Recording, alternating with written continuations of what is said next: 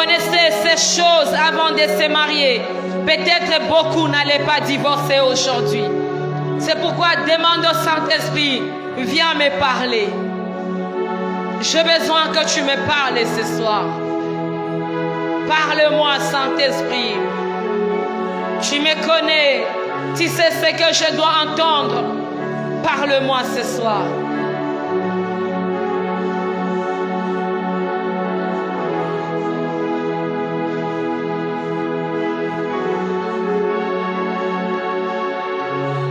Saint-Esprit de Dieu, parle-nous ce soir. Glorifie Jésus au milieu de nous.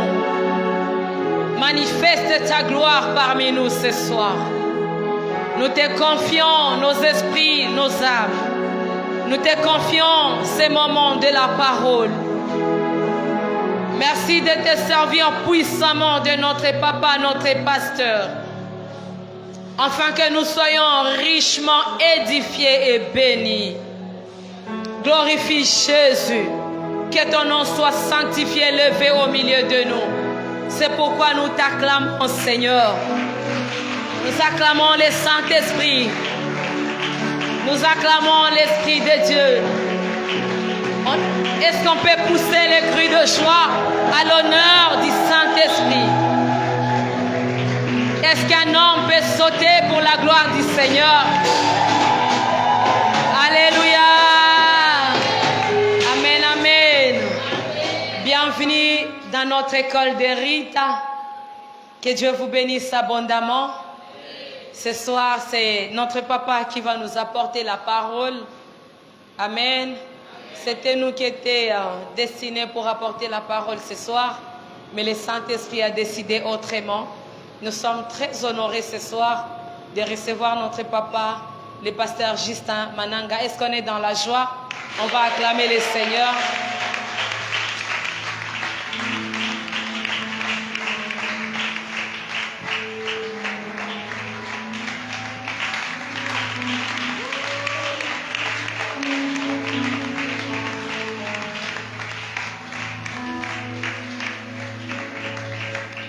Merci. Tu peux te rasseoir.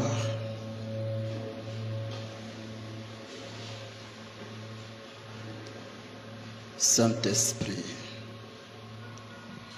nous te prions, Saint-Esprit, de conduire ces moments. Sois celui qui va nous enseigner. Personne ne maîtrise la notion du mariage plus que toi. Nous te prions, Saint-Esprit, passe par nous, passe au travers de nous et enseigne-nous, Saint-Esprit. Nous te bénissons au nom de Jésus-Christ. Nous avons prié et reçois nos acclamations. Est-ce que quelqu'un peut bien acclamer Jésus?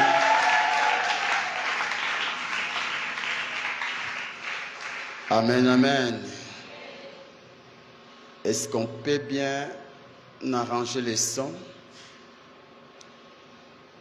Tu peux saluer ton frère, saluer ta sœur. Veuillez nous excuser pour ces retards.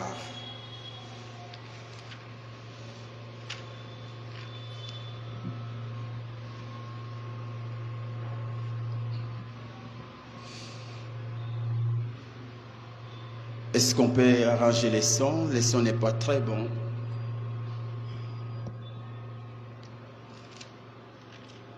Shalom, frères et sœurs. Wow.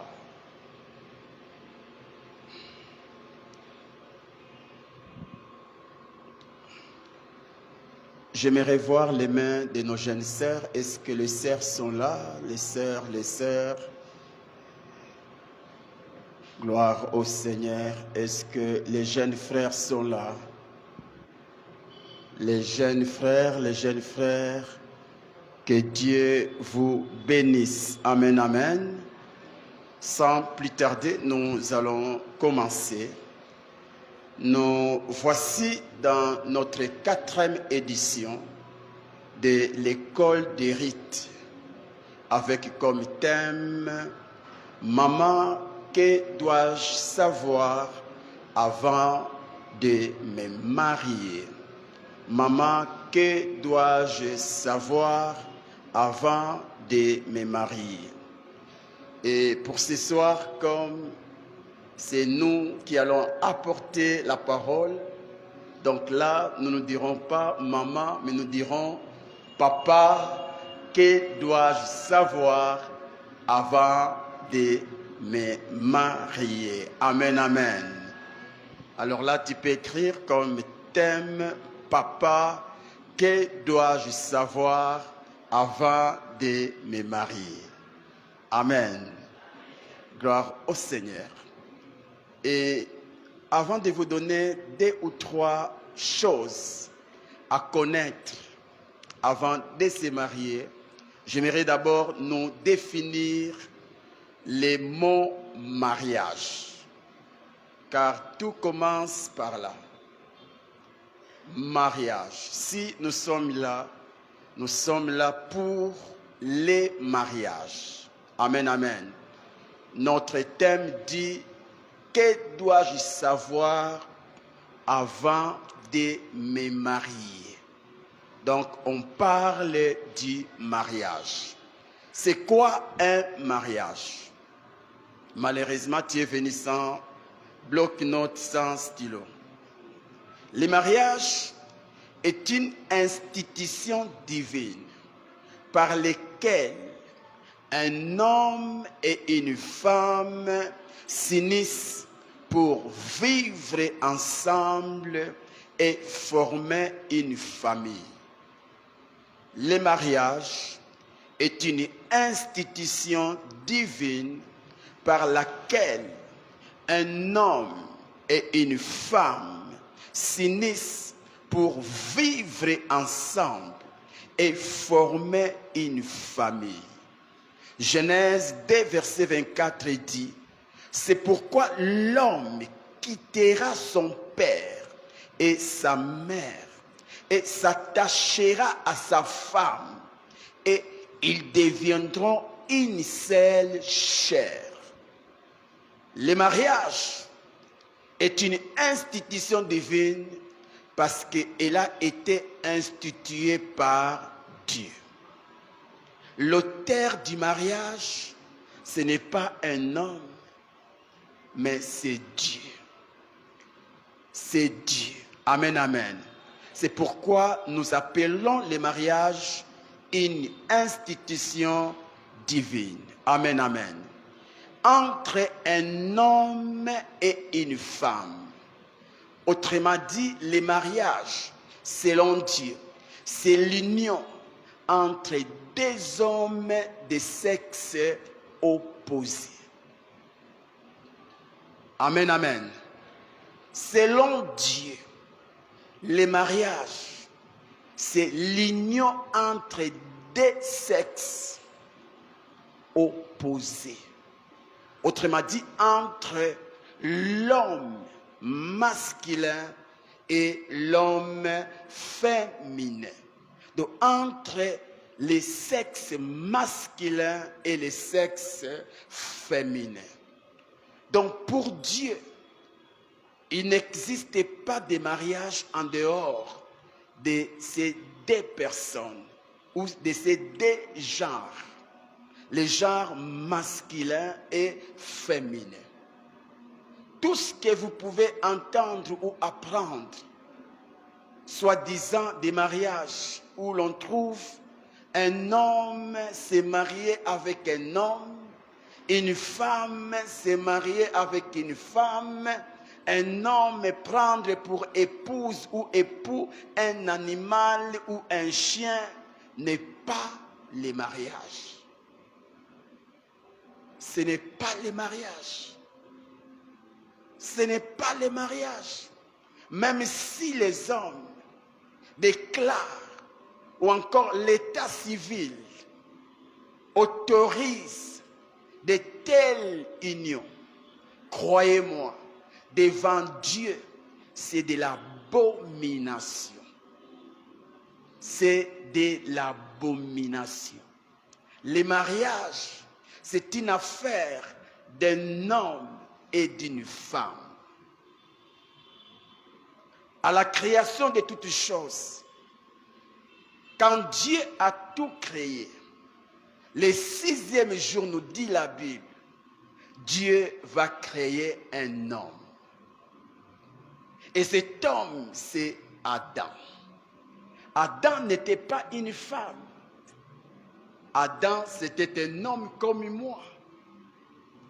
Et après un temps, Dieu va constater un déséquilibre dans la vie de l'homme. Dieu va remarquer un manquement, un vide dans la vie de l'homme. Parce que quand Dieu avait créé les animaux, il y avait l'animal mâle et femelle. Mais au sujet de l'homme, Dieu va créer un homme du genre masculin. Et par sa préscience, il va constater un vide. Et c'est là où la Bible dit, Dieu dit, il n'est pas bon que l'homme soit seul. Avant la création de la femme, l'homme était seul. Quand je parle de la création, je ne parle pas au niveau spirituel. Parce que dans les mondes spirituels, l'homme et la femme ont été créés les mêmes jours. Mais lorsqu'il s'agit de la formation, Dieu forma l'homme. Dieu tira l'homme de la poussière. Là, la Bible dit que Dieu a tiré l'homme masculin de la poussière. Donc c'est l'homme qui a été créé, qui a été formé en premier. Et après un temps, la Bible ne détermine pas l'espace de temps.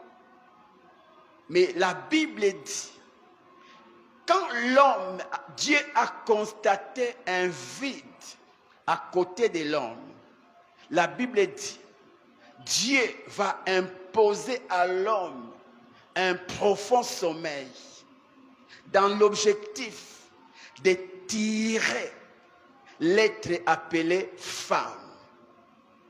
La Bible dit que la femme a été tirée de quoi? De la côte de l'homme. La Bible ne dit pas que la femme a été tirée de la poussière. La Bible dit qu'elle était tirée de la côte. Donc Dieu avait d'abord formé l'homme qui vient de la poussière. Et après un temps, il va tirer la femme de l'os. Voyez, de l'homme. Et comme l'os a été tiré de la poussière, et c'est là où nous disons que l'homme et la femme ont été tirés de la poussière. Amen, amen. Dieu va constater ces vides. Et c'est là où il va former la femme comme aide semblable à l'homme. Donc, dans la vision divine, le mariage est une affaire d'un homme et d'une femme. Amen, amen. Alors, enlevons cet esprit, cette vision charnelle et diabolique où une femme peut se marier avec une autre femme, un homme peut se marier avec un autre homme, c'est diabolique. Amen, amen. Heureusement, ce n'est pas le cas avec toi. Amen. Alléluia. Ok. Voici pour ce soir. Je sais qu'avec notre maman, nous avons appris tant de choses que nous devons connaître avant de nous marier. Et par la grâce de Dieu, ce soir, je vais nous donner que des choses. Des choses. Voici la première chose que tu dois connaître avant de te marier. Est-ce qu'il y a un marié ici? À part maman divine, est-ce qu'il y a un autre marié? Voilà, il y a la main derrière, à part elle qui encore. Gloire au Seigneur parce que je suis devant mes cibles. Donc vous êtes mes cibles. Amen, amen. Donc ces messages ou ces deux points vous concernent. Voici. On ne se marie pas par contrainte, ni par prophétie, mais on se marie par conviction personnelle ou encore par consentement personnel. Ma sœur, mon frère, ne te marie pas parce que ton père veut que tu te maries. Ne te marie pas parce que ta mère veut que tu puisses te marier. Ne te marie pas parce que l'âge est avancé. C'est aussi une contrainte. Marie-toi par conviction. Autrement dit, le mariage commence avec l'être intérieur. Amen, amen. L'homme est un esprit qui a une âme et l'âme qui habite un corps. Voyez. Et Job dit, en réalité, dans l'homme, c'est l'esprit. Et la partie esprit n'est pas visible, est une partie invisible. Autrement dit, est une partie qui est en toi. Et c'est cette partie qui doit jouer ses rôles. Ne te marie pas parce qu'on t'a obligé. Là, tu es mal partant. Ne te marie pas parce que ton pasteur t'a donné la prophétie. Voici l'os de tes os. Non. Ne te marie pas parce que l'âge est avancé. C'est aussi une forme de contrainte. Ne te marie pas parce que tu ne supportes plus. Tu ne supportes plus. En d'autres termes, tellement que c'est chaud, tu ne supportes plus. Et pour te cacher, là tu commences à chercher comment te marier. Là tu es mal partant. Marie-toi par conviction. J'aime ce que la Bible dit. Tout ce qui n'est pas fait d'une conviction est un péché.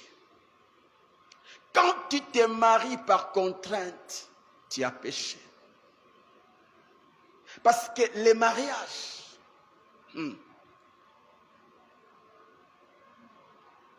le mariage, c'est une affaire d'un homme et d'une femme qui décident de s'unir et de s'engager, de vivre ensemble jusqu'à ce que l'enlèvement ou la mort les sépare.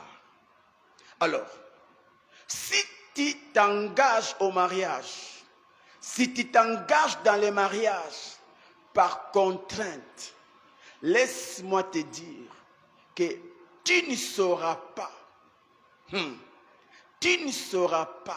gérer les réalités du mariage. Dans le mariage, il y a deux réalités. Il y a la réalité positive et la réalité négative.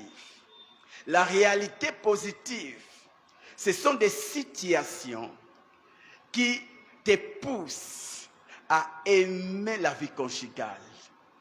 Ce sont des situations qui te poussent à t'attacher davantage de ton conjoint ou de ta conjointe. Ce sont des situations que j'appelle les moments de rose. Les moments de rose où tout va bien, où tout se passe bien. Mais au-delà de cette réalité, il y a aussi la réalité négative, appelée les surprises désagréables. Des choses qu'on ne prévoit pas, des choses qu'on n'aimerait pas vivre, mais on les vit quand même. On les vit quand même. Dans les mariages, il y a des temps de roses et les temps des épines. Vous voyez? Alors, si tu te maries par contrainte, quand tu seras en face des temps des épines, ça sera facile pour toi de lâcher. Ça sera facile pour toi de faire naufrage. Pourquoi? Parce que tu te diras, si je subis ces choses, c'est parce que papa m'a poussé. C'est parce que maman m'a poussé. C'est parce que mon pasteur m'a donné la prophétie. Mais c'est parce que c'est comme l'histoire d'Adam et Ève. Dieu dit à Adam, pourquoi as-tu mangé l'arbre? Il dit, mais mon Dieu, c'est la femme que tu m'as donnée. Donc si tu ne m'avais pas donné cette femme, je n'allais pas toucher à l'arbre. Voyez? Donc en quelque sorte, Dieu voulait dire ceci à Dieu. C'est ta faute. C'est ta faute. Quand j'étais encore seul, tu ne m'as pas vu toucher à l'arbre.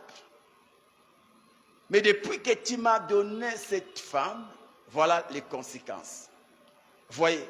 Donc quand tu te maries par contrainte, tu vas tout le temps accuser tes parents ou les personnes qui t'ont dit, épouse cet homme, marie-toi avec cette femme.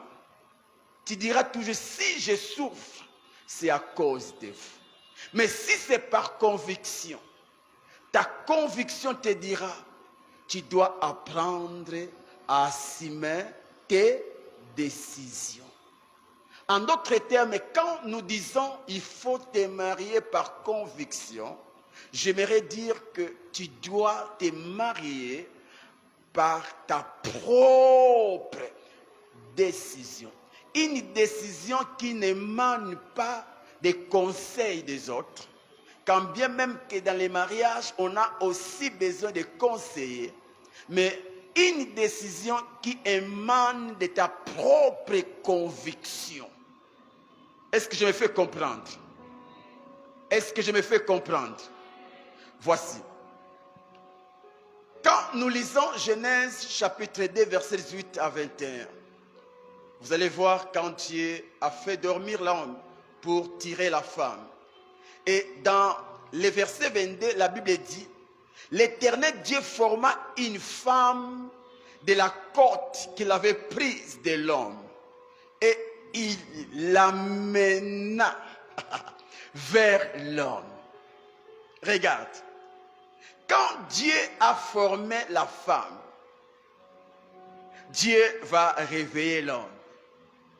Et la Bible dit, Dieu amena la femme vers l'homme. L'homme est là et Dieu prend la femme, il amène la femme vers l'homme. Mais quand vous lisez la Bible ne dit pas que Dieu avait imposé à l'homme la femme. La Bible ne dit pas, Dieu dit à l'homme, voici ta femme. Non. Qu'est-ce que Dieu a fait? Dieu a juste présenté à l'homme une créature unique à son genre. Dieu place la créature devant l'homme. Et c'est à l'homme, quand l'homme a vu la femme, la Bible dit, et l'homme dit, voici cette fois, celle qui est os de mes os et chair de ma chair. Voyez, ce n'est pas Dieu qui a fait cette déclaration, non. C'est l'homme. C'est quand l'homme a vie. Voyez, tu peux voir. On peut te présenter une chose, mais cela ne veut pas dire qu'on te force de prendre la chose. C'est comme dans une boutique. On peut te présenter un article, mais la personne qui vend la chose ne te pousse pas ou ne te force pas de l'acheter. C'est à toi de décider. Et pareil aussi avec Dieu. Dieu a présenté à l'homme la femme, mais c'est à l'homme de décider. La Bible dit, l'homme dit, voici cette fois l'os de mes os, la chair de ma chair, et j'aime la suite. L'homme dit, on l'appellera femme. On l'appellera femme. Ah. Ce n'est pas Dieu qui a dit à l'homme, tu l'appelleras femme. Non. Mais c'est l'homme lui-même. Quand il a regardé la créature, il s'est dit non. C'est une créature unique à son genre. Et j'aimerais te donner un nouveau nom. C'est comme deux personnes qui se rencontrent, qui s'aiment. Et vous allez remarquer que moi, comme maman Divine, elle s'appelle Divine. Moi, je m'appelle Justin. Mais au-delà de ces surnoms ou encore prénoms, il y a un nom que j'ai collé à Divine. Là, c'est un nom qui symbolise l'amour que j'ai pour elle. Souvent, ou pas vraiment souvent, mais presque, je ne l'appelle pas Divine. Je l'appelle souvent chérie. Au point que même nos filles commencent à dire, tu vois ta chérie, tu vois ta chérie. Vous voyez, je l'appelle chérie. Donc pour moi, quand je dis chérie, en d'autres termes, je suis en train de dire comme Adam, femme. Toi qui as été tiré de ma côte. Toi qui es précieuse pour moi. La plus belle de toutes les belles du monde. Voyez. Et vous allez remarquer que dans l'amour, il y a des noms là bizarres. Certains appellent leur petite amie mon étoile du matin. Comme maman Divine, elle a un nom. Prince Charmant. Donc quand vous allez dans son téléphone, répertoire, vous verrez Prince Charmant. Ce n'est pas le prince là du film, mais il s'agit de moi. Voyez. Donc ça, ce n'est pas un nom qui vient de l'extérieur, non. C'est un nom qui vient de son cœur. Signe de son amour envers son homme. Voyez. Donc c'est comme ça. Quand on t'impose la femme, eh bien attends-toi aussi qu'on t'impose les surnoms amoureux de ta femme. Et ça sera difficile que tu libères ces surnoms de ta bouche. Parce que cela ne vient pas du fond de ton cœur, mais cela vient de la contrainte. Voyez, devant ces gens qui t'ont poussé, tu auras la facilité d'appeler ces noms. Chérie, mon amour, mon étoile. Mais quand ces gens ne sont plus là, tu auras du mal. Parce que cela ne vient pas de toi, mais vient de quelque part. Donc, bref, si tu veux réussir une vie conjugale, ou encore si tu veux vivre une vie conjugale épanouie et bénie, tu dois apprendre à décider seul. Ne décide pas avec ton pasteur, car tu ne vivras pas ton mariage avec ton pasteur. Ne décide pas avec tes parents. La Bible dit, c'est pourquoi l'homme quittera son père et sa mère et s'attachera à sa femme. Autrement dit, l'homme va renoncer à sa famille composée de son père et de sa mère pour aller former sa propre famille composée de l'homme, lui, l'homme et sa femme. Vous voyez? Alors, c'est pour dire que dans les mariages, tu ne vivras pas ton mariage avec tes parents. Tu vivras ton mariage avec ton conjoint ou ta conjointe. Alors, si tu te maries parce que papa a dit, parce que maman a dit, attends-toi à vivre ton mariage avec tes parents.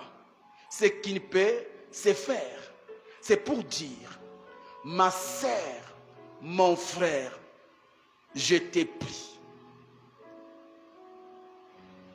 Ne t'engage pas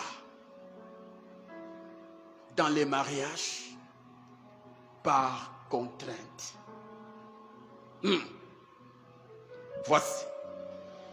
C'est vrai. Dans les mariages, il y a aussi ce qu'on appelle la commission. Il y a aussi ce qu'on appelle les intermédiaires. C'est comme l'histoire d'Isaac. Ce n'est pas Isaac qui est allé chercher Rebecca. On parle du serviteur d'Abraham qui est allé chercher Rebecca pour Isaac. Vous voyez? Donc là, c'est déjà une commission. Amen, amen. Donc je ne suis pas contre. Vous voyez? Qu'un homme, qu'une relation te passe une passe, voilà. Ou te donne une passe. Vous voyez, comme moi, ton pasteur, je peux te donner une passe. Parce que j'ai l'expérience, j'ai aussi, je vous connais. Alors je peux te dire, mon frère, est-ce que tu as déjà vu cette sœur-là? Essaye. C'est une bonne sœur. Oh, je me rappelle encore. Ah, non, là je cache. Là je cache. Vous voyez? Donc on peut aussi te proposer. C'est comme l'histoire d'Isaac. Quand le serviteur d'Abraham a fini son travail, il a pris la femme appelée Rebecca et l'amena vers qui? Isaac. Mais regardez. Oh, j'aime la Bible. Hein? Regardez, j'aimerais lire ça. Je suis dans Genèse, le chapitre 24. J'aimerais lire cela et tu comprendras. Commençons au verset 63. La Bible dit, un soir qu'Isaac était sorti pour méditer dans les champs, il leva les yeux et regarda. Et voici, des chameaux arrivaient. Et sur ces chameaux, là c'est moi qui ajoute, il y avait une belle mademoiselle au nom de Rebecca. Donc, en d'autres termes, quand Isaac a levé les yeux, par curiosité, il a vu parmi les gens qui venaient une dame. Amen, amen. Une dame. Je ne sais pas la distance qui les séparait, mais certainement il avait bien vu une dame. Et le verset 64, la Bible dit, Rebecca leva aussi les yeux. Leva aussi les yeux. Vit Isaac. Waouh. Vit Isaac. Mes frères et sœurs, le mariage commence avec la vie. C'est pourquoi il est difficile de trouver le mariage d'un aveugle. Depuis que tu es né, as-tu déjà assisté à un mariage des aveugles? Ça s'est fait, mais c'est rare. Donc, le mariage commence avec les yeux. Commence avec les yeux. Et Rebecca leva aussi les yeux. Vit Isaac. Vit Isaac. Quand vous lisez l'histoire, ni Rebecca, ni Isaac ne connaissaient l'autre. Physiquement comme ça. Mais comment il a su que c'était Isaac? La Bible dit, Rebecca vit Isaac et descendit de son chameau. Descendit de son chameau. Elle dit au serviteur, dont le serviteur d'Abraham, qui est cet homme? Qui est cet homme qui vient dans les champs à notre rencontre? Oh my God. Donc pendant que Rebecca était sur son chameau, en train de s'avancer vers la maison d'Abraham, de l'autre côté, il y a un monsieur appelé Isaac qui venait tout près des chameaux. Autrement dit, vers la dame. Et c'est là où la femme va dire, mais qui est cet homme? Qui est cet homme? Donc la femme a bien regardé. Qui est cet homme? Et la Bible dit, les serviteurs répondit, c'est mon Seigneur. En d'autres termes, c'est l'homme dont je t'ai parlé. C'est l'homme dont je t'ai parlé. Tout a commencé par la vie, les yeux. Avant que Rebecca pose la question, qui est cet homme? Elle a commencé d'abord par contempler et regarder. Et c'est pareil aussi avec Adam. Quand Adam s'est réveillé de son sommeil, il ouvre ses yeux, il contemple, il voit. Et c'est après avoir vu que Adam a dit, voici cette fois l'os des maisons. Est-ce que tu comprends?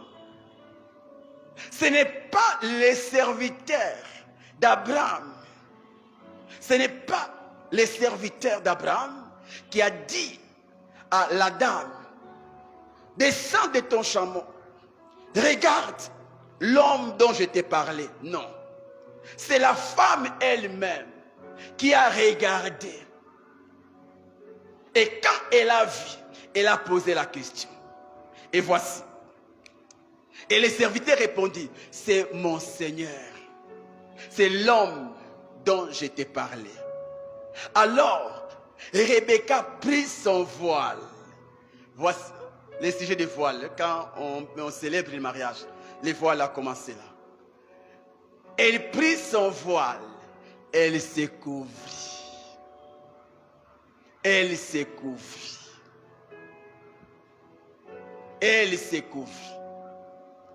Et la Bible dit, les serviteurs raconta à Isaac toutes les choses qu'il avait faites. Isaac conduisit Rebecca dans la tente de Sarah, sa mère. Il prit Rebecca, qui devint sa femme, et il l'aima.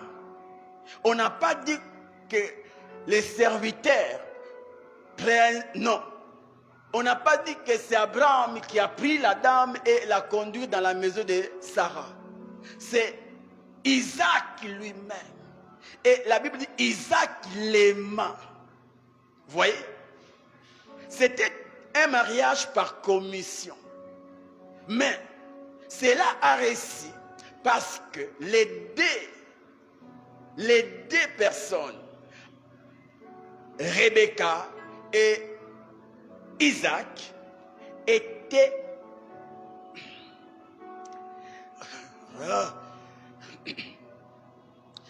les deux avaient la conviction que nous deux, nous allons former une famille.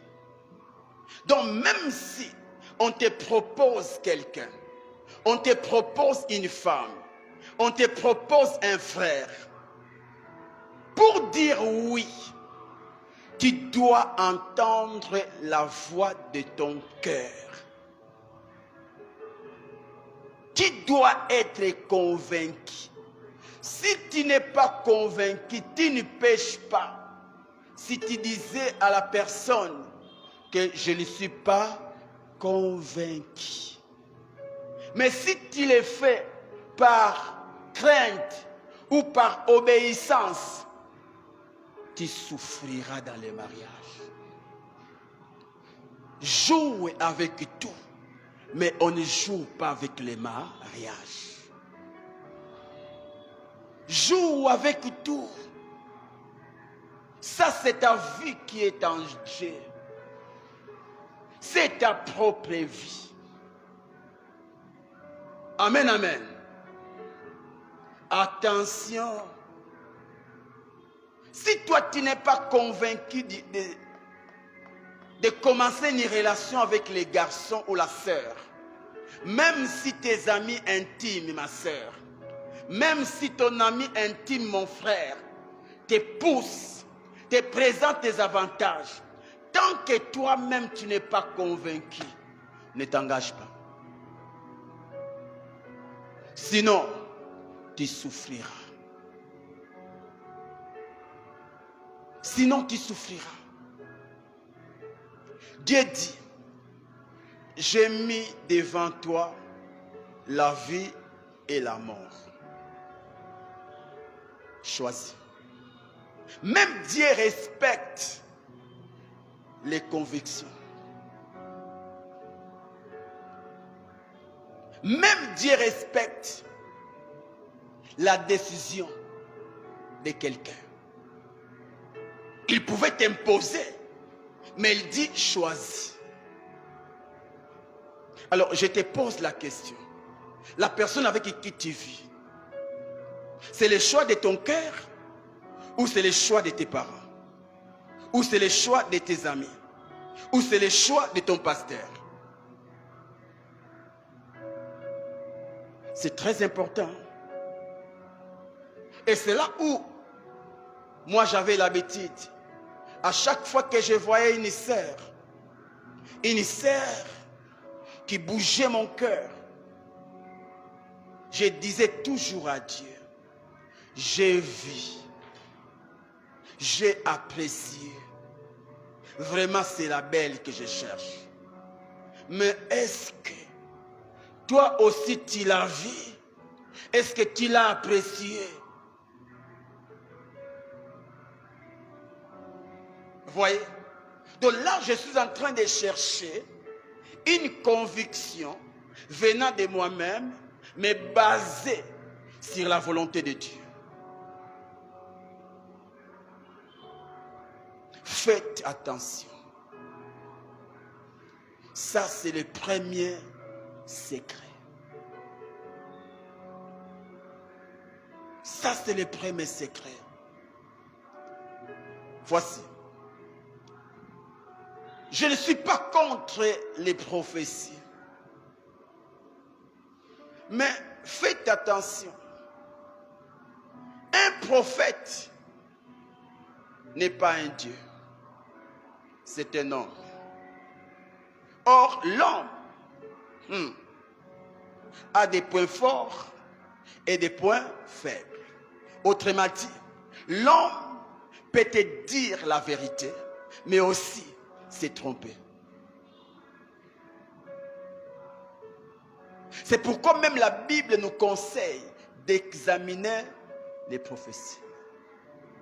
Regarde, parmi les grands prophètes de la Bible, on nous présente Samuel. Samuel. Tout ce que cet homme disait arrivait. Mais un jour, les prophètes devant les fils d'Isaïe, le père de David, quand il a vu l'aîné, écoutons ce que cet homme dit. Oh, voici le oint de Dieu.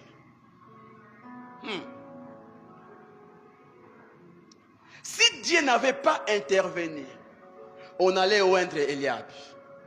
Parce que tous connaissaient Samuel comme un prophète de Dieu. Tout ce qu'il dit, c'est ce que Dieu dit. Mais ces jours-là, le oint de Dieu a dit une chose qui allait à l'encontre de la volonté de Dieu. Et heureusement pour lui, Dieu va lui dire, ce n'est pas lui. Vous regardez ce qui frappe à l'œil. Mais moi, je regarde l'intérieur. Ce n'est pas parce que la première prophétie récite de la personne s'est accomplie que la deuxième prophétie est aussi vraie. Faites attention. Sinon, Dieu n'allait pas nous conseiller d'examiner. Moi qui vous parle, j'ai réussi des prophéties et des prophéties. Et moi-même, j'ai rêvé. J'ai rêvé un nom. Et des fois, je demande à Maman Divine, est-ce que dans ton enfance, on ne t'appelait pas de ces noms-là?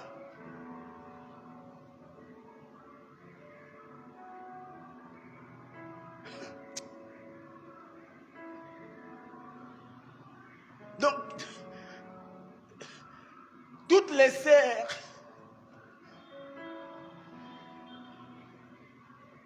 qu'on a voulu que je puisse les épouser par prophétie, aucune d'elles.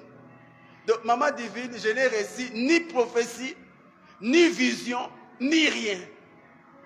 C'était un lundi. Parce qu'une fois, je suis allé voir une sœur dans un ministère.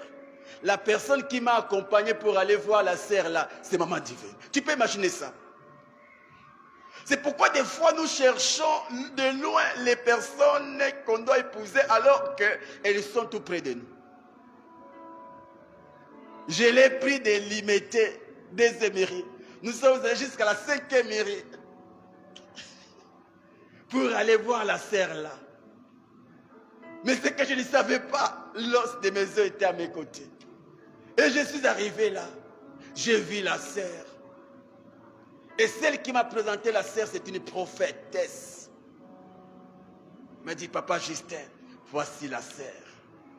Quand j'ai regardé la sœur, j'ai dit à la prophétesse, oui, elle craint Dieu, mais je ne sens rien.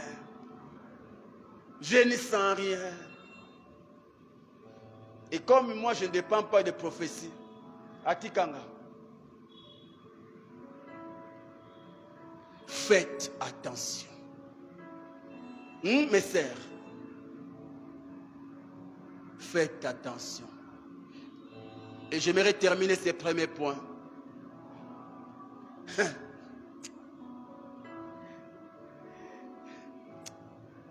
Vous savez, il y a des agents du diable.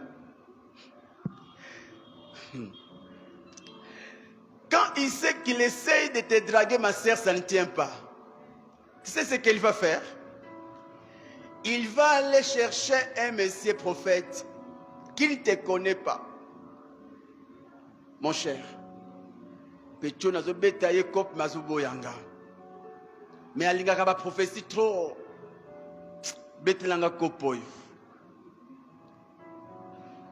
Et puis un jour, comme c'est préparé déjà, en passant, tu rencontres monsieur. Putain. Bonjour, ma sœur. bonjour. C'est toi Dorélia? Ah oui, vous me connaissez moi. Déjà, Tangi Combo, déjà, attends, Lingo Boya, au télémi. Dieu me parle de toi pendant que tu étais en train de venir. Je vois le pasteur, un pasteur de Kinshasa. Le nom c'est le pasteur Marcelo. Et j'ai posé la question au Saint-Esprit. Il m'a dit que tu pries à la compassion, n'est-ce pas? Oh. Et tu es de la compassion Massina. Et votre pasteur responsable, c'est le pasteur Justin Manang. Et là, je suis en train de voir ton mariage. Mais l'esprit me dit, il y a un frère, il est comme ça, comme ça, comme ça, qui court derrière toi. Dieu me dit, ne refuse pas cet homme-là, car c'est les Boaz de ta vie. J'ai dit, mais je ne te force pas, mais tu es libre d'accepter ou de ne pas accepter. Mais Dieu me dit, c'est lui. Ma sœur, que le Seigneur te bénisse. À qui? Dis-moi, quelle sera ta réaction? Il ne te demande pas ni offrande de prophète, ni rien. Il parle.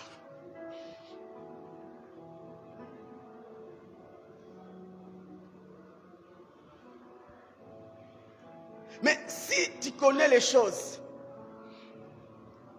tu retournes auprès de Dieu. Tu dis à Dieu, Seigneur, j'ai reçu une prophétie disant que Manchanga, c'est l'homme de ma vie. Mais Seigneur, ta parole dit, tout ce qui n'est pas fruit de ta conviction, c'est un péché. Et je cherche dans mon cœur l'amour pour Manchanga. Je ne le trouve pas. Maintenant, Seigneur, comment tu peux me donner un homme que je n'aime pas? Parce que la base du mariage, c'est l'amour. Mais je suis en train de chercher cette base dans mon cœur. Je n'en trouve pas. Alors, si c'est toi, crée la base dans mon cœur. Tu n'as pas péché. Tu n'as pas péché. Et les gens te diront non. Plus bozo kutana, plus bolingezo mata. Ah!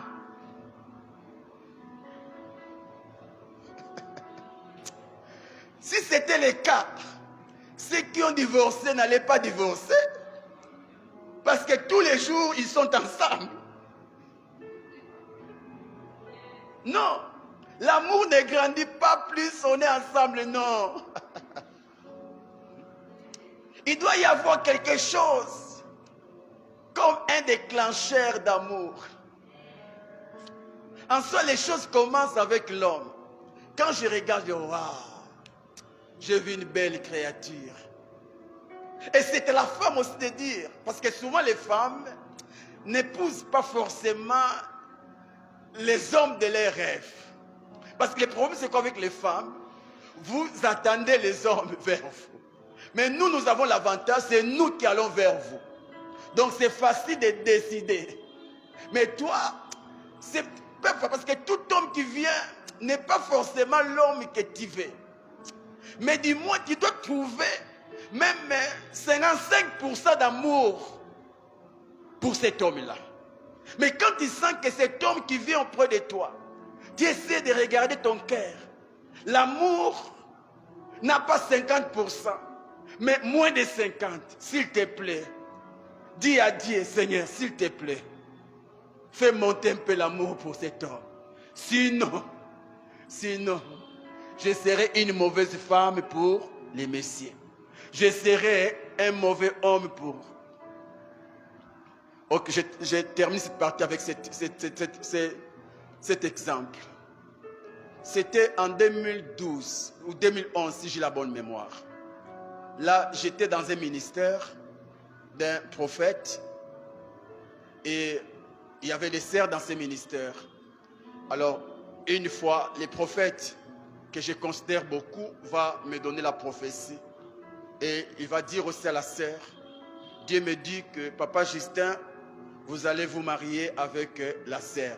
En face comme ça.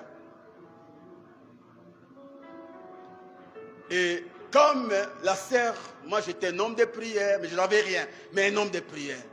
La sœur pouvait quand même voir dans les pauvres un futur Messie. Et la sœur était convaincue que c'est vraiment une prophétie de Dieu. Mais moi, quand j'ai regardé la sœur, j'ai projeté la sœur. J'ai dit, oh yo, dans 2 ans, à Koko ma maman nanga. Et aussi Mbati. Et aussi, j'essaie de regarder. Oui, pour moi, c'est ça. Mais azo ningisanga te. Oh, ce qui moi, c'est azo ningisa mobilité, et ça danger. C'est déjà une fuite d'infidélité. Parce que le jour où l'homme rencontrera Oyako Ningisaye, il faut changer de position. Parce que la faiblesse des hommes, c'est les yeux. Voyez, voyez-moi présentement, à Taouza Kitoko News.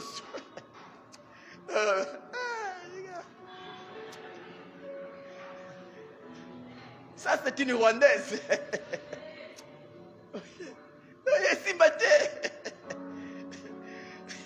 Mais si c'était dans l'hôtel, qu'est-ce qui m'a poussé? Alors, un jour, je donne un rendez-vous à la sœur. C'était vers Kianza, en Ngaba. Et on était là à table en train de boire le jus. Et c'est là où j'ai reçu cette inspiration. J'ai dit à la sœur, ma sœur, merci beaucoup. Tu as répondu à mon invitation. Vraiment que le Seigneur te bénisse. Et j'ai dit à la sœur, bon, toi et moi, on a reçu la prophétie que nous allons nous marier. Et j'ai posé la question à la sœur. Es-tu vraiment sûr que moi là, je serai un bon messie pour toi? Est-ce que vraiment tu es sûr? La sœur me regardait et j'ai ajouté, tu sais ma sœur, dans une boutique, il y a plusieurs chaussures, des très belles chaussures. Mais si tu achètes une chaussure qui n'est pas ton numéro, malgré la beauté de la chaussure, tu plairas. Et je l'ai dit, Papa Justin, c'est vrai, pour toi c'est un monsieur qui craint Dieu, pour toi c'est un monsieur qui aime le Seigneur, il a un avenir. Mais es-tu sûr que moi là, je serai un bon monsieur pour toi? Et c'est là où j'ai dit à la sœur, va prier. Mais moi, je ne suis pas convaincu que je suis l'homme de ta vie. J'étais clair. Il est rentré. Histoire ici la kate, ici là. Donc, bref, par rapport au premier point, engage-toi par conviction. On acclame le Seigneur pour ces points.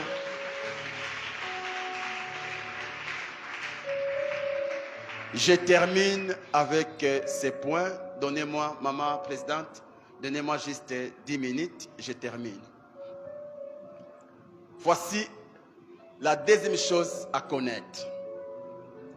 Le mariage n'est pas seulement une affaire de deux esprits, mais aussi de deux corps et de deux âmes.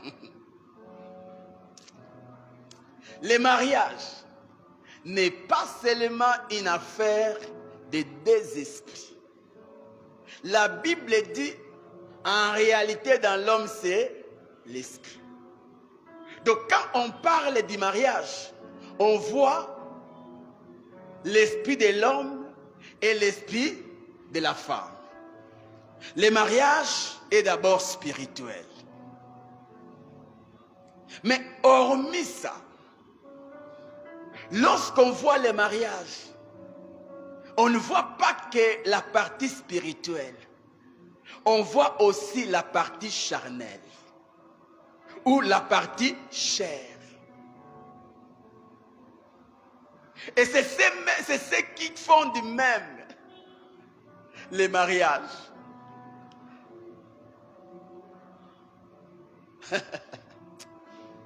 Ok. L'homme a trois parties. Il a l'esprit, il a l'âme et il a le corps.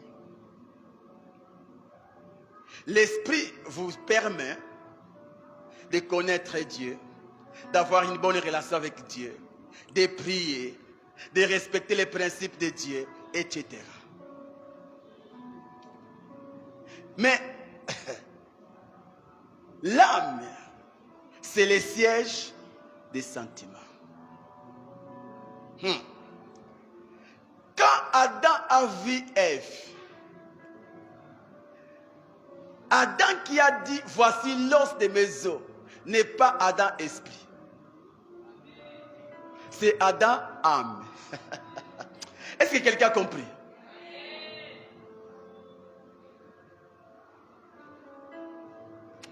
Il a senti quelque chose. Bon, là j'ai déjà parlé. Donc tu dois,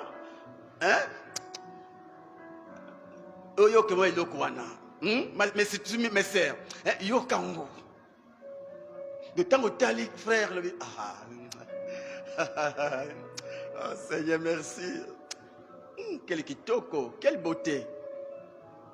Et quand tu vois la scène, tu dis oh. Et tu as l'envie même d'aller voler l'argent pour l'épouser déjà.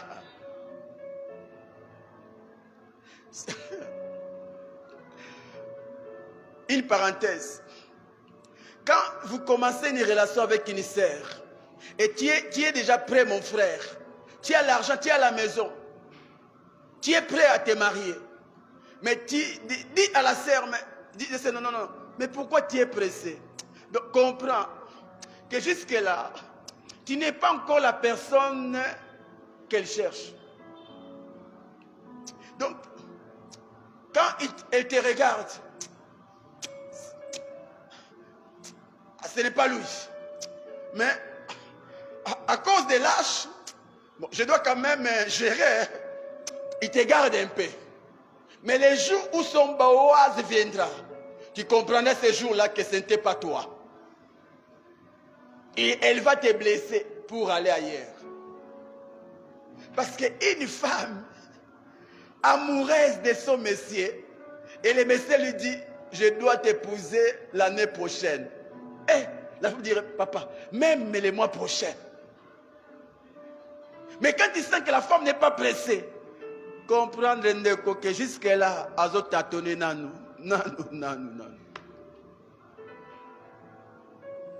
C'est-à-dire que son âme n'est pas encore convaincue.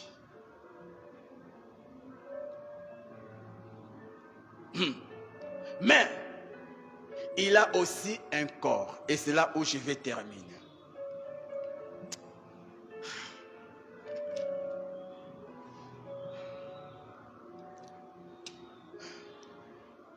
Mes frères, là j'aimerais plus parler aux frères.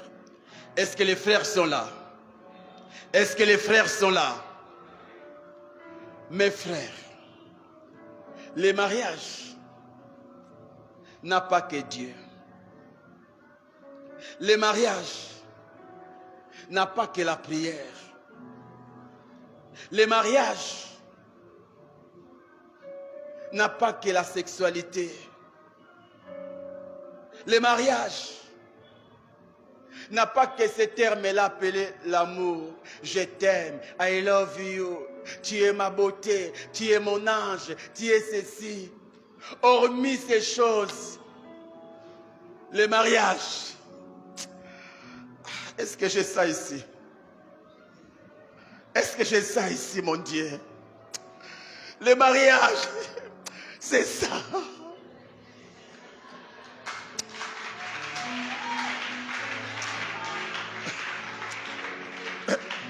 Mes frères, tu vois ça?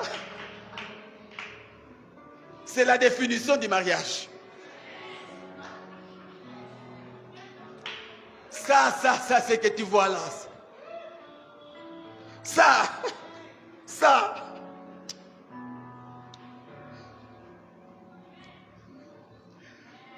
ce n'est pas l'ingrédient dans les mariages, non. C'est vraiment un repas dans les mariages. La côte sur la poche. Mes amis, une vie conjugale sans argent, c'est une vie de stress. Une vie conjugale sans argent, c'est une vie de soucis. Une vie conjugale sans argent, c'est la privation de l'amour. L'amour a plusieurs piliers. Mais parmi les grands piliers, c'est l'argent. Tu vois la personne là qui te dit je t'aime, je t'aime. Si le matin il n'a pas mangé, à midi il n'a pas mangé, le soir il ne mange pas, à 0 heure, tu vas là, tu te dis ne touche pas. Pourquoi? Un ventre vide n'a point. La faim donne la nervosité. Certaines personnes, lorsqu'ils ont faim, ils s'énervent. Ils s'énervent.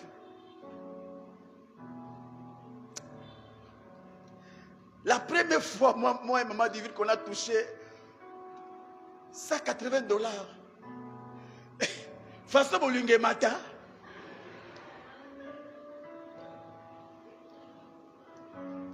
Mon cher. Donc, joue avec tout, mais ne joue pas avec l'argent dans les mariages. Un couple pauvre, même s'ils s'aiment, finiront par pleurer et puis se séparer.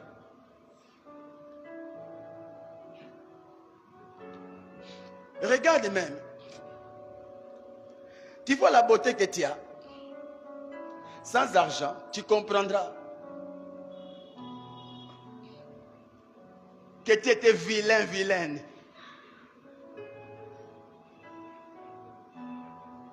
Alors, mes frères, quand tu décides de commencer une relation avec une sœur,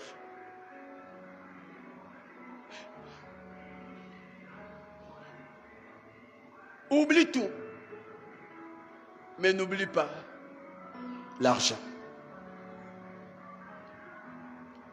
Parce que l'argent a une force qui peut faire que dans 2 mois, tu te maries. Tu vois l'âge que tu as là. Quand déjà un garçon a 20 ans,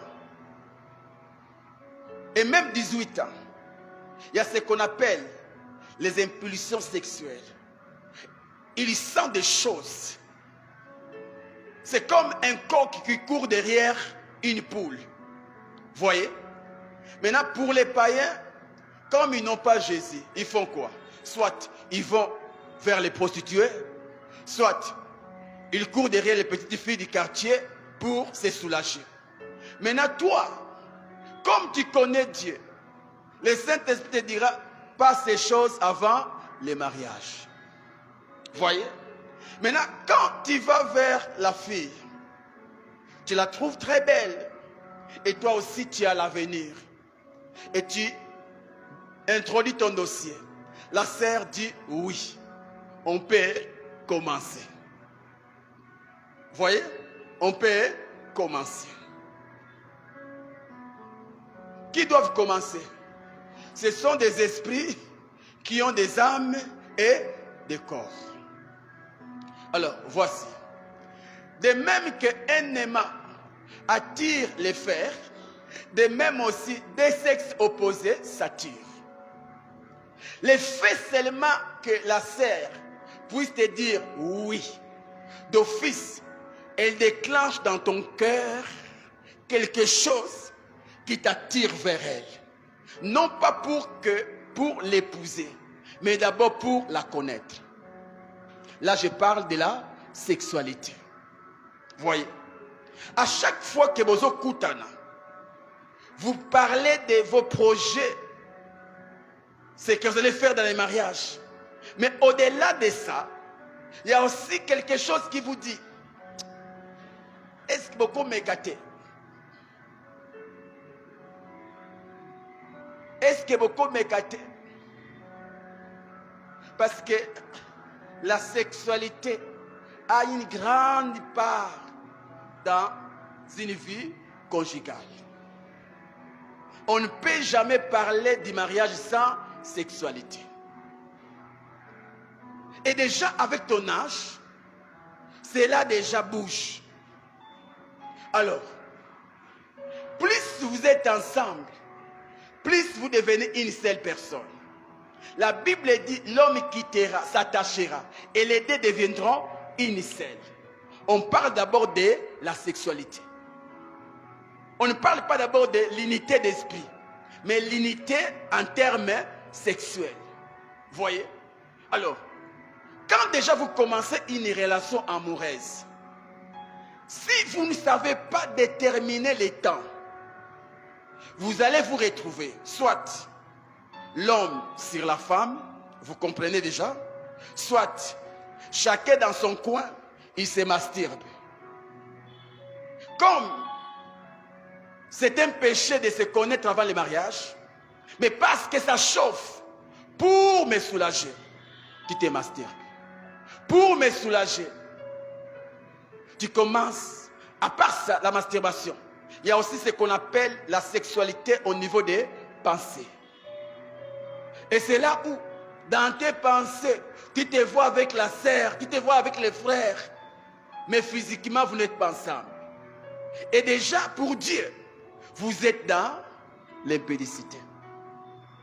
À part ça, ça va aussi à créer ce qu'on appelle les phénomènes mari ou femme de nuit. Tout phénomène mari-femme de nuit n'est pas forcément un phénomène spirituel. Certains, c'est le fruit de tes pensées ou de ce que tu as vu. Tellement que tu as beaucoup pensé à la sœur ou au frère. D'office dans ton sommeil, tu rêves la sœur, tu rêves le frère en train de passer des rapports sexuels. Alors, pour éviter ces choses, parce que quand tu es encore seul, c'est facile de gérer tes émotions. Mais quand tu es déjà avec quelqu'un d'autre, ce n'est pas facile. Parce que la relation a pour objectif les mariages. Vous voyez? Et dans les mariages, il y a quoi? Il y a la sexualité. Vous voyez? Alors, si vous ne savez pas déterminer les temps, quand je parle de déterminer les temps, ce n'est pas par la foi. Quand je parle de déterminer les temps, c'est par rapport à ce que tu gagnes, mais c'est l'homme. C'est là où j'ai dit l'argent. Si tu sais que présentement, tu n'es pas encore puissant en termes financiers, s'il te plaît, ne t'engage pas. Sinon, tu vas te retrouver en enfer alors que tu n'as pas connu la sœur physiquement. Parce que ce n'est pas difficile, ce n'est pas facile. Ce n'est pas facile. Moi, votre pasteur, je me suis converti en 98. Et avant cela, j'étais un impudique, coureur de jupons. Et je savais que l'une de mes faiblesses, c'était les femmes. Et quand j'ai reçu Jésus, en 99, j'ai décidé de ne plus toucher aux sœurs. Mais ce n'était pas facile. Et c'est là où j'avais compris, pour bien réussir ma mission, j'aimerais rester seul jusqu'à ce que j'aurai la force, la petite force, qui me permettra de m'engager et de ne pas faire beaucoup de temps dans les fiançailles pour éviter que l'ancien Justin là se réveille parce qu'il est en toi. Voyez? Et c'est comme ça que de 99 jusqu'en 2014, j'étais encore seul. Oui, j'ai regardé en 2013, mais j'étais encore seul. Et les jours en 2014, c'était encore quel mois? Juillet. C'était un mercredi. Maman Divine m'avait envoyé un message pour dire ok, on peut commencer. Et façon à binaka jourouana. Donc imagine que aux yeux non et belé à serre, mais aux yeux oui il y a Sika. J'avais dansé et j'ai appelé le pasteur David, le pasteur de Bibois, pour dire mon cher Andimi, c'est fini. Et quand j'ai fini, je suis rentré dans ma maison. J'ai dit à Dieu, Seigneur, tu me connais. Tu sais bien. Voyez, maintenant j'ai commencé. Si tu me laisses faire une année, 2 ans, et que je touche à l'interdit, ne dis pas que c'est ma faute. Et j'ai introduit le dossier dès que mon pasteur, mon père, avait pris la résolution de me donner chaque fin du mois $100. Et déjà, j'avais les studios. Et je m'étais dit, comme j'ai déjà ma maison, et avec les $100 par mois, ça peut déjà me donner le courage de commencer une relation amoureuse avec une sœur. Un homme de foi, mais il a fallu avoir une petite base, la maison. Vous voyez? Neko. Signer Bakoka, mais qu'on signe l'Ibalate par la foi. Donc par la foi, impose les mains aux malades et ils seront guéris. Mais n'allez pas imposer la sœur par la foi, je vais t'épouser. Tu vas pleurer. Tu vas pleurer. Et aussi, j'étais aussi visionnaire. Hein? Moi, j'ai gagné $150. Elle gagnait, et moi c'est $100, elle c'est $150. Il y a des fois, il faut s'appeler, hein, frère, il faut voir quelle sœur que tu veux prendre. Des fois, il faut chercher une sœur, tu sais qu'une sœur solution, pas une sœur charge. Tu sais bien que cette sœur,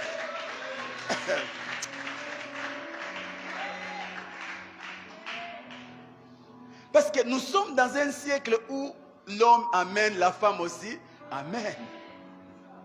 Maintenant, toi, tu es amoureux d'une sœur qui ne fait rien. Pourquoi? C'est pas parce qu'elle est belle. Ndeko. Singana kingo kokufa noki. Mais je savais qu'elle gagnait $150. Et puis l'un des signes qui m'a convaincu que c'est elle, lors de mon anniversaire, elle m'a donné quoi? $20. Ah, à l'époque, $20, grand là. Petit, on peut s'en bon bodon, petit, zaïe. Il faut être visionnaire. Parce que quand tu sais que la sœur aussi travaille, tu peux aller faire des cotisations pour l'épouser. Mais quand même, son salaire et ton petit salaire vous permettra de vivre dans les mariages. Parce que l'épouser, tu peux chercher des cotisations. Mais manger, il n'y a plus de cotisations. On sous-entend que tu as la maturité de gérer une femme. Maintenant, imagine.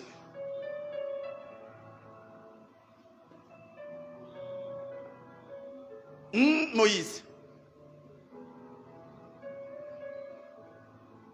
Non, comme je suis en médecine, déjà bientôt j'ai fini, donc je dois voir quelqu'un pour qu'on vive ensemble.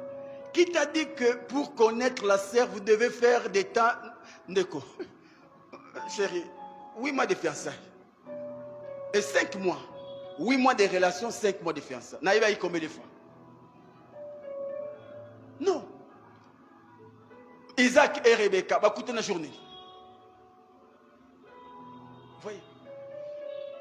Non, il faut te banda, pour te yébana. C'est faux. C'est faux. C'est faux. Alors, c'est pourquoi je m'élève. Est-ce qu'on me voit bien? Je m'élève. Chers frères, chers frères, je vous en supplie, moi, votre pasteur. Si vous savez que vous n'avez encore rien dans les poches, restez calme. N'allez même pas troubler la sœur qui dort à elle. Sinon, c'est toi qui seras troublé. Restez là calme.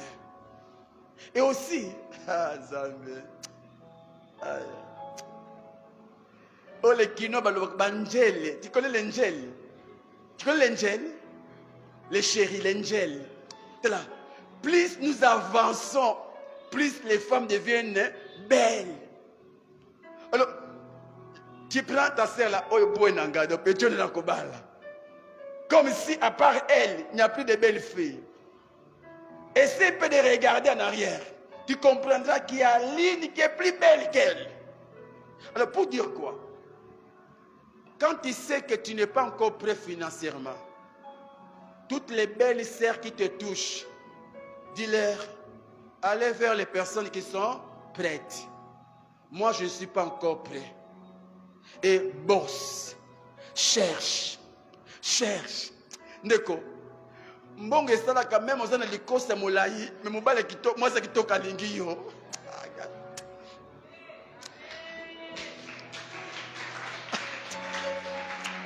Ah, l'argent. Ah, l'argent. Vous connaissez cet homme-là, le cours là, qui était venu là. Même vous-même. Même Doré là, si je te donne cette... Mais dès qu'il passe, il va l'endailler. Pourquoi?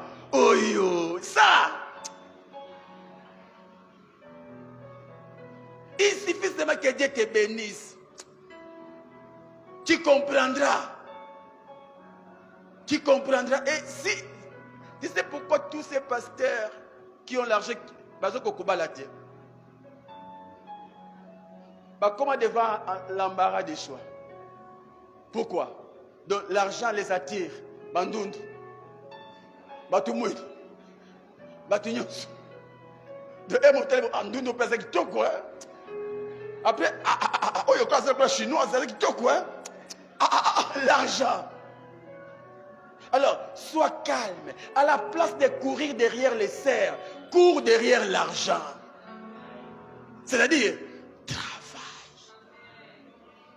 travail.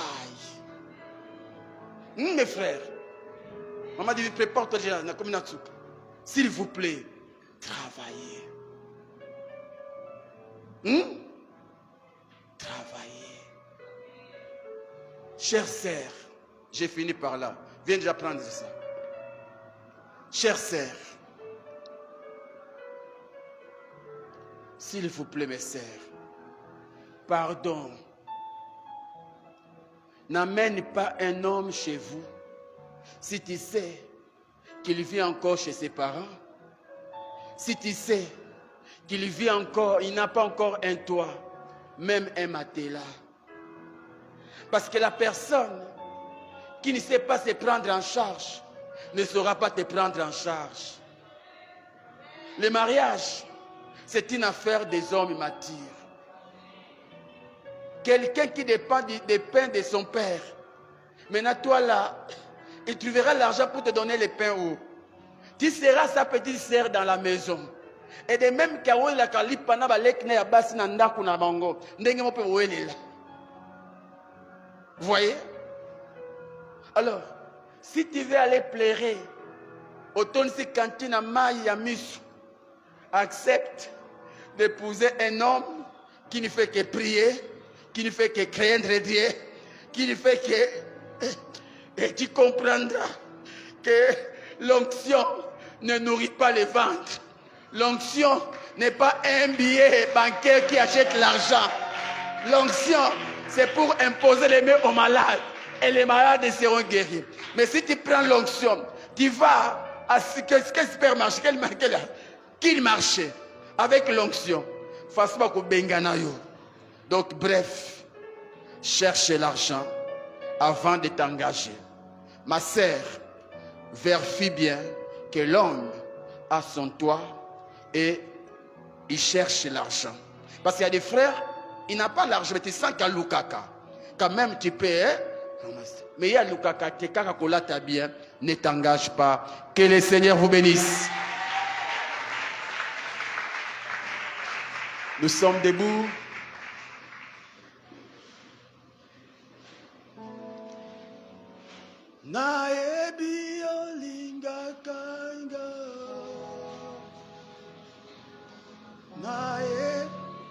On peut arrêter les lives.